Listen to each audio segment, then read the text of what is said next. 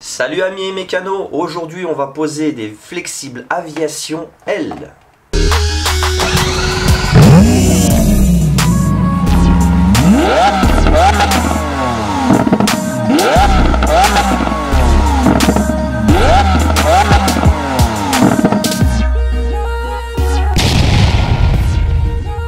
Salut amis et mécanos, et oui, aujourd'hui on va poser des flexibles aviation.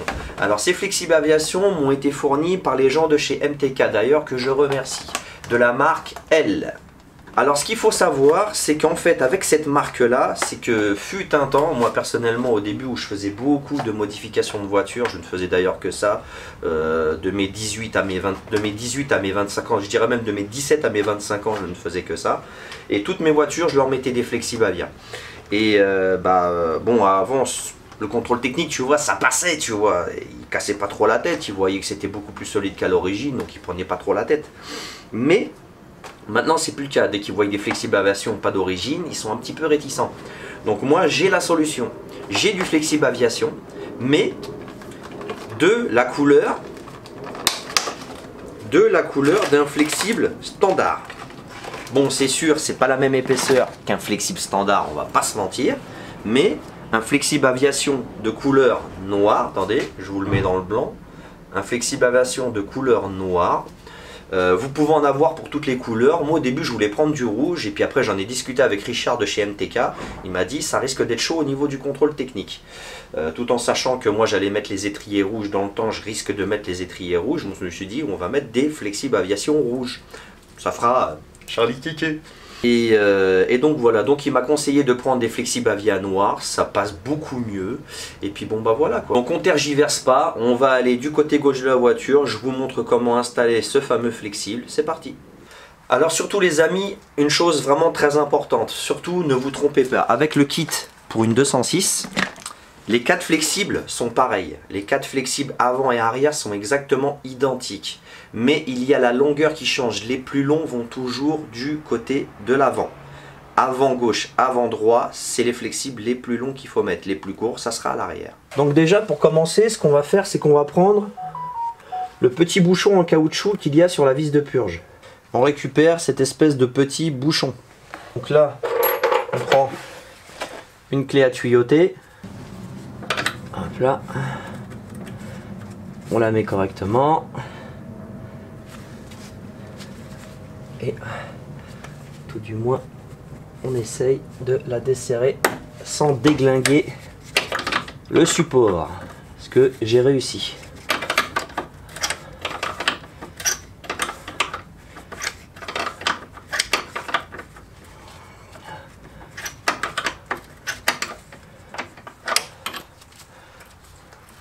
Surtout bien sûr les amis, le liquide de frein, n'oubliez pas de mettre des EPI, c'est vraiment très important.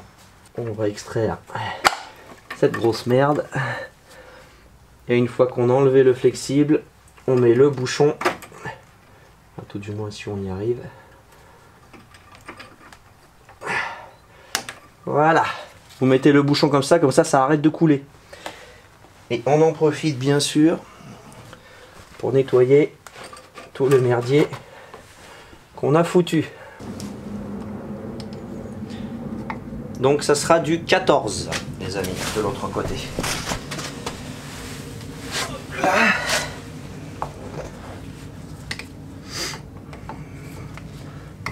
Hop là. On a réussi à le débloquer. Donc là il ne reste plus qu'à desserrer ce merdier.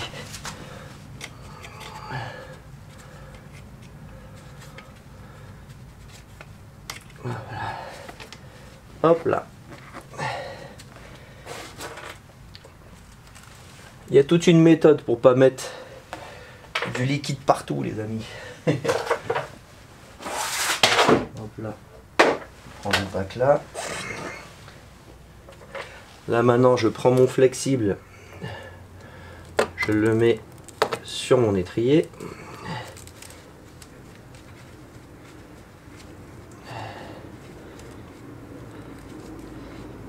Voilà. Une fois ça fait, on serre ça avec amour et tendresse. On va dire que une fois que c'est plaqué, vous mettez un peu moins d'un quart de tour et ça suffit largement.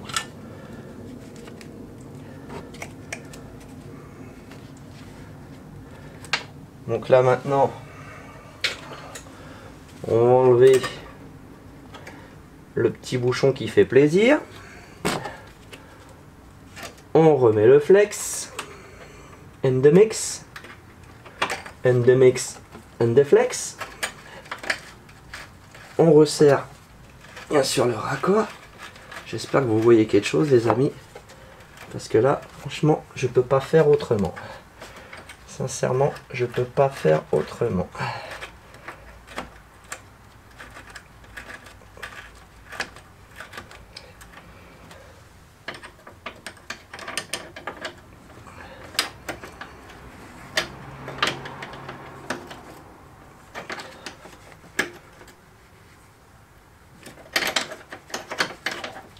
Là.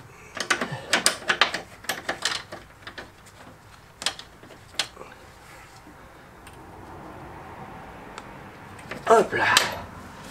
Voilà pour ça.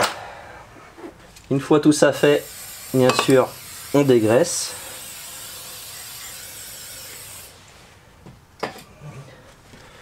Tout ce merdier.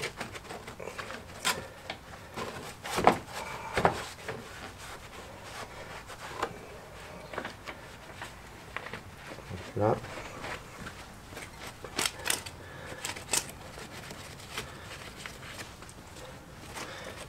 Voilà. Et puis bien sûr on procède de la même manière de chaque côté. Donc là nous sommes du côté droit. Je viens d'installer le flexible Avia côté droit. Vous pouvez constater, nickel chrome. Voilà les amis, comme vous pouvez le voir, là on est à la maison. Comment vous expliquer? Là maintenant vous avez vu dans la vidéo comme quoi les flexibles sont bien montés, bien serrés, tout va très bien.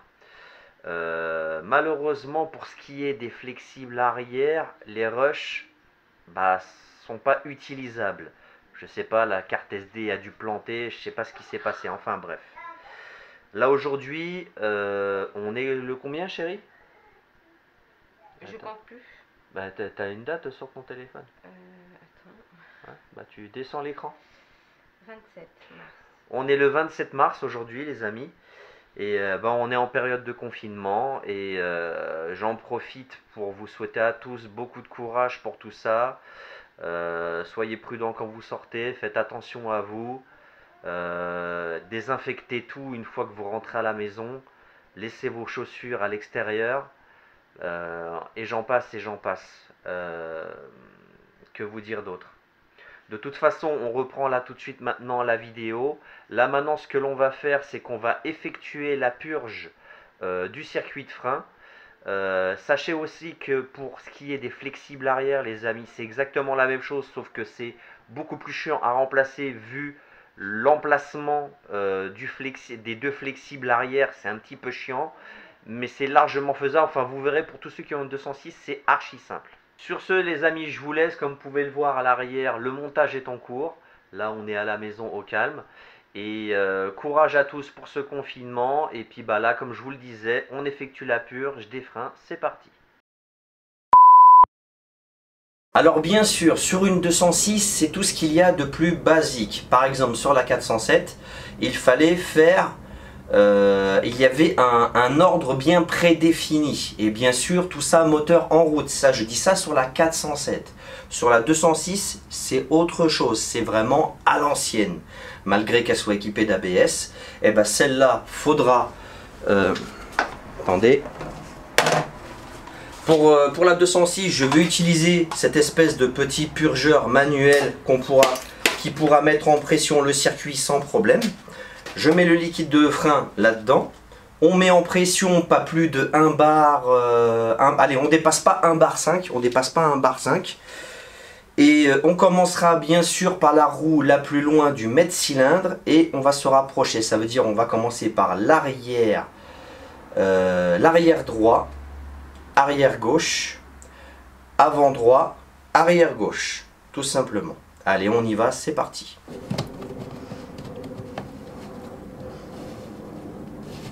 Voilà. On le serre aussi fort qu'on est bête, enfin pas trop, de façon à pas défoncer le filetage. Voilà. On remet le petit raccord rapide. Ensuite, bien sûr, on va ouvrir ici. Ici, ouais. Putain, il est dur le gosse là. On va ouvrir ici, comme ça. Donc, nous voilà sur la machine. Voilà du liquide de frein. Je vais utiliser ça comme liquide de frein, les amis, si ça peut vous aider. C'est pas mal. C'est pas mal.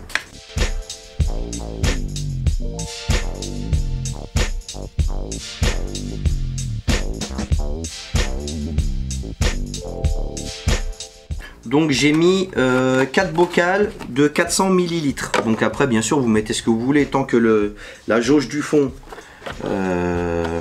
est dans l'huile, il n'y aura pas de problème. Donc après bien sûr vous refermez. Et là bien sûr maintenant il ne reste plus qu'à mettre en pression. Alors pour mettre en pression, attendez je vous montre. Hop là, il suffira de pomper.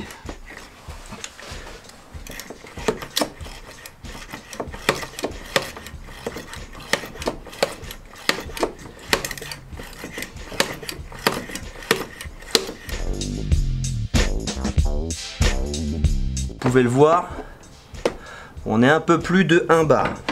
Que la machine est sous pression, on va aller à l'arrière gauche, à l'arrière droit, arrière gauche, avant droit, avant gauche. C'est parti. Donc les amis, nous voilà du côté arrière gauche. Je positionne ma clé avec mon petit tuyau. Ça sera du 8 pour l'arrière. Et l'autre extrémité du tuyau, je mets ça dans une petite bouteille. Et là, il n'y a plus qu'à ouvrir. Hop là.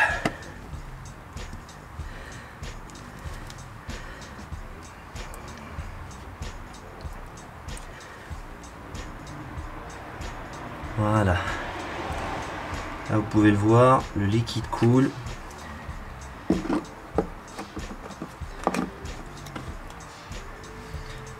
Hop là. Et ce qui est bien avec ce genre de clé plate, c'est qu'en fait, il y a juste à l'enfiler. Sur le raccord. Et comme ça, on a 0 fuite. C'est ça ce qui est vraiment super, super avantageux. Et puis, dès que le liquide de frein sera un peu plus clair, et bon, on pourra fermer le robinet. Voilà pour ce côté-là. On resserre. Et là, il y a juste à enlever le raccord. Petit coup de dégraissant. On n'en parle plus.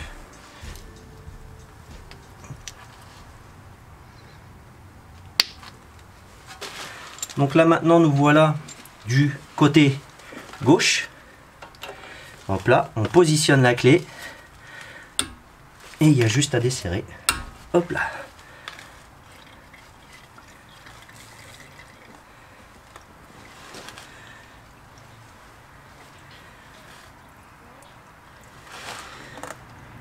On va attendre que ça coule bien comme il faut, de façon à ce que le liquide soit bien propre.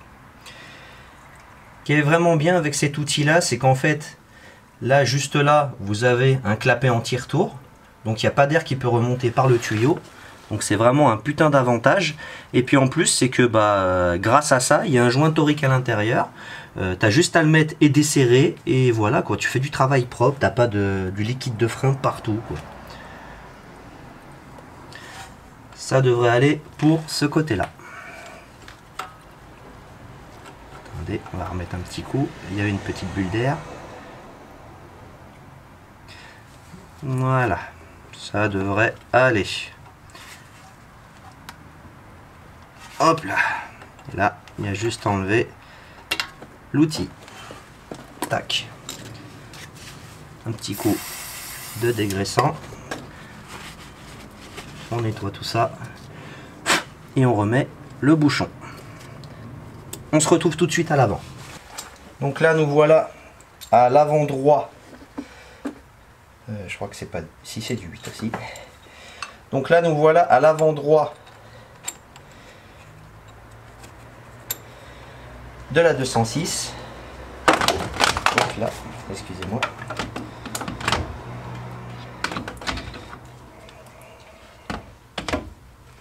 Et là, il n'y a plus qu'à desserrer. Oh bah dis donc, il y avait beaucoup d'air. En même temps, c'est normal, on a posé des flexibles aviation. Là, il n'y aura pas besoin de laisser couler pendant 107 ans, je vous le dis tout de suite les amis, parce que les tuyaux sont beaucoup plus courts sur l'avant que l'arrière, ce qui est normal. Voilà, ça suffira. On resserre ça gentiment. Là, il n'y a plus qu'à enlever la machine.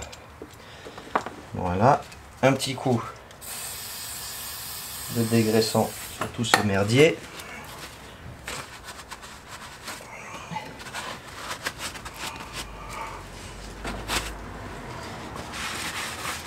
Et bien sûr, on repositionne le bouchon. On se retrouve de l'autre côté. Donc là, maintenant, on se retrouve sur le petit dernier. Sur l'avant gauche, celui qui est plus près du maître cylindre. Hop là, on positionne la machine et on desserre. Hop là. Voilà, ça devrait suffire.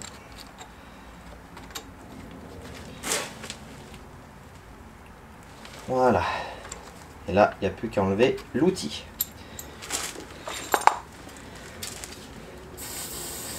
Un petit coup de dégraissant sur tout ça.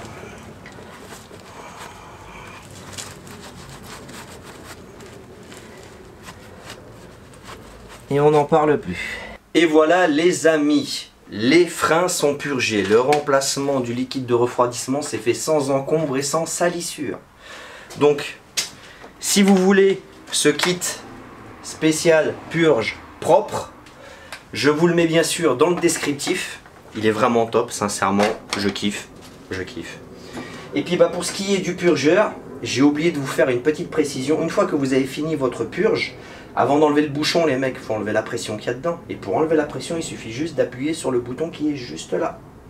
Une fois que vous avez appuyé sur le bouton, le mano va descendre. Une fois qu'il est à 0, vous pourrez enlever votre bouchon. Parce que si vous enlevez votre bouchon et qu'il y a encore de la pression, vous allez tout prendre dans la figure, ça va être la fête. Puis bah bien sûr, comme vous pouvez le voir, mon liquide de frein faisait vraiment la gueule. Certes, dans la dernière vidéo, je vous avais montré comment contrôler l'humidité dans son liquide de frein. C'est pas parce qu'il n'y a pas d'humidité dedans qu'il est pas fatigué, j'ai envie de te dire. Regarde, on dirait de l'huile moteur, frérot. On dirait de l'huile moteur. Enfin bref. Donc bien sûr, si vous voulez ces outils-là, je vous les mets dans le descriptif, ne vous inquiétez pas. N'oubliez pas d'utiliser le code promo Jeanfifi 2020. Vous aurez 10% de réduction. J'aimerais bien qu'il y ait 20%. Mais quand même, 10% c'est pas mal. N'oublie pas de liker la vidéo, ça aide au référencement de celle-ci. Balance un commentaire, si tu as des questions, pose. Si je sais, je te réponds. Si je sais pas, eh ben, je te réponds, on fait. Partage en masse, abonne-toi si c'est pas encore fait. Et bien sûr, active la cloche de notification. Allez, à très bientôt les amis. Peace and love et paix sur vous.